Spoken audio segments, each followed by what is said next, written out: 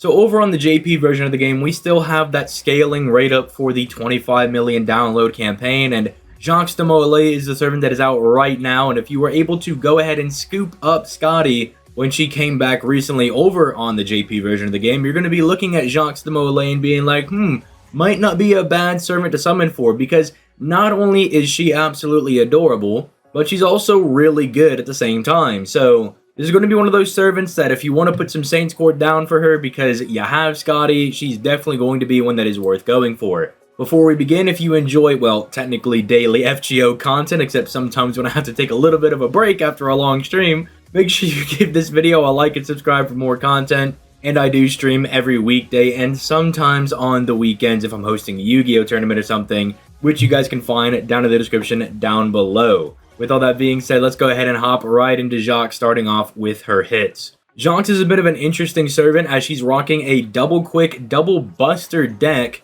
The double quick makes sense, you wanted to be able to do quick chains as she is a quick servant, but the double buster is a very interesting choice because it's going to mean that she's going to be able to do a lot of damage with some fat buster crits. Although oddly enough, they didn't go for the Okita Alta route where they give you the ability to buff both her quick and her buster cards. They're kind of just there to allow her to do more damage. Although with her NP gain being as high as it is at 0.78% and her having very OP 5-hit quick cards, she should be perfectly fine when it comes to genning her NP, especially because you're going to be getting a lot of crits on said quick cards because, well, she's a quick servant and that's kind of the name of the game for them, and her star gen's also pretty good at 14.7%. Also, if you can secure a crit on that arts card, it's got 3 hits, meaning you're going to refund a lot of NP back whenever you get a crit on that, especially because she has a passive buff for her arts card, buffing its performance by 10%, effectively buffing the NP gain of said arts card as well. But aside from all that, that's really all there is to say about her hits.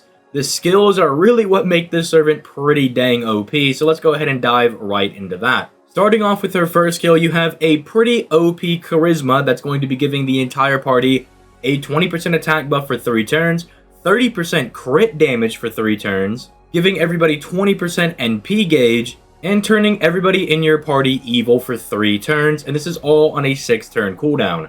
And yeah, just all of these are just a bunch of very good generic effects that everybody would want.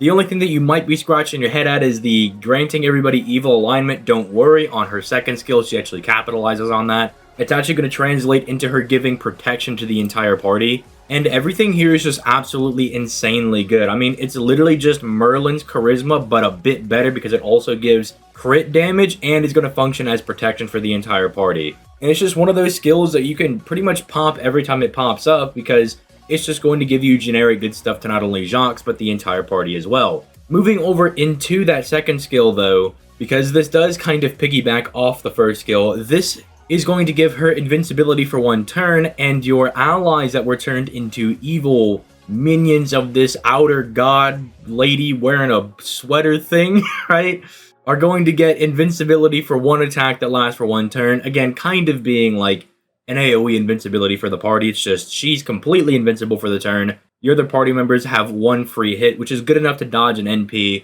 or say 1 really strong crit attack from an enemy boss or something like that. But then she also gives herself a 30% battery, meaning that between skill 1 and skill 2, she effectively has a 50% battery, protection for not just herself and the entire party, a strong attack buff for the entire party, crit damage, and it just leads to her being very, very solid already. This is just a bunch of generic good stuff that she's doing that makes her very, very strong in really any team composition. If you don't know why the 50% battery is kind of a big deal, you want to have that 50% battery because there's a lot of really strong free-to-play CEs that starts you off with 50% battery, and so being able to get yourself your own 50% battery means that you can effectively use any free-to-play CE that you want. That at least starts you with said 50% battery. One of my favorite ones as of late has been the Like a Lady one that just came out, I believe in December, over on the JP version of the game. It's the one that sports both Gawain and Barghest on it, because this one effectively gives you 50% battery and it gives you NP gain, meaning it's an absolute godsend for anybody wanting to do looping,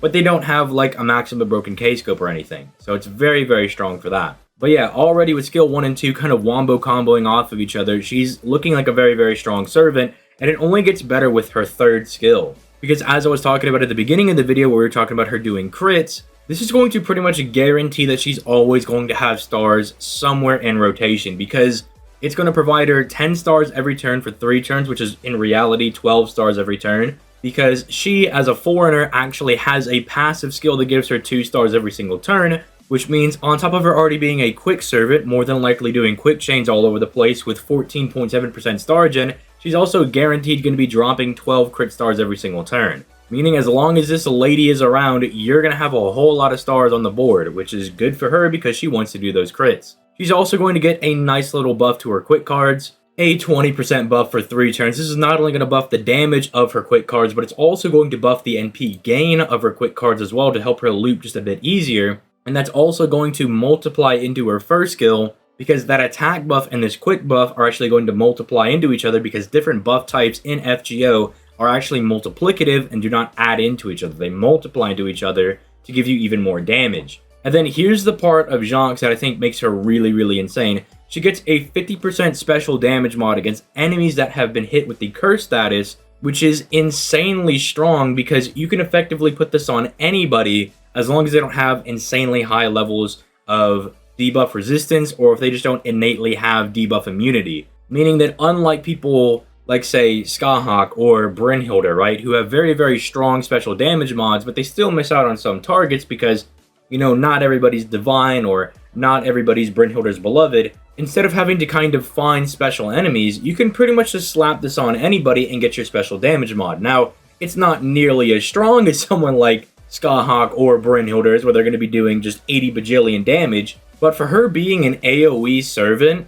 and the fact that you can slap this on anybody, her even NP1 damage is looking very respectable. And I mean, you may be asking, well, ZTL, where are the curses coming from? Because sure, she can hit them with a special damage mod, but how does she get it on them? Well, if you look at her NP, she smacks the enemies with curse, and then she starts stacking NP damage at bare minimum of a 20% value for 3 turns. Meaning, if you're consistently getting her NP, which you should be capable of doing, especially with people like Scotty in the mix, with Paracelsus, a free waiver that everybody should have. Asclepius is also very, very strong for looping. As long as you can consistently get that NP, she's going to be doing more and more damage every single turn, because she's going to start stacking that 20% NP damage buff every single turn, and it's going to lead to her doing a lot of damage. The only unfortunate thing is that while the NP damage does activate first, which is really good, the curse damage does not activate first. She does not slap that onto them first, so you're not going to see the full effect of that special damage mod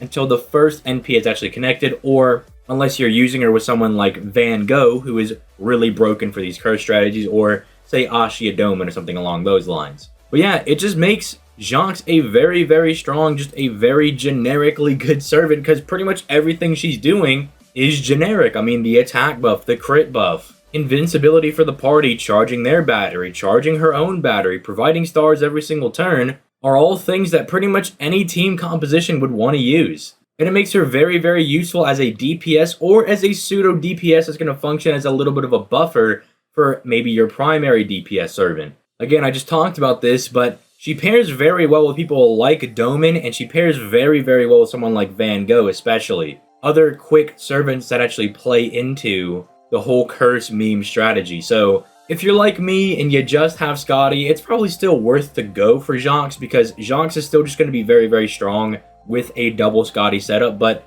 if you have Van Gogh especially, it's almost like you are obligated to summon for this servant to absolutely abuse the synergy that they have with curses, because it's just absolutely insane and allows you to do some pretty disgusting things. But let me know what you guys think in the comments down below. What do you guys think of Jacques de Molay? Do you think she's worth summoning for? I definitely think she's worth summoning for. At bare minimum if you have Scotty, and especially if you have Van Gogh. If you liked the video, make sure you leave a like, and you go ahead and subscribe for that daily FGO content. If you want more content, I stream every weekday over on my Twitch, which is linked down in the description down below. And I upload exclusive content for channel members. If you click that join button, you can go ahead and gain access to those exclusive videos. Finally, if you want to support the channel for absolutely free, you can download LD Emulator in the description down below using my link. It is just a really good way to play any mobile games on your computer, and I personally use it for both my JP and NA FGO accounts. You know, I at least believe in the product that much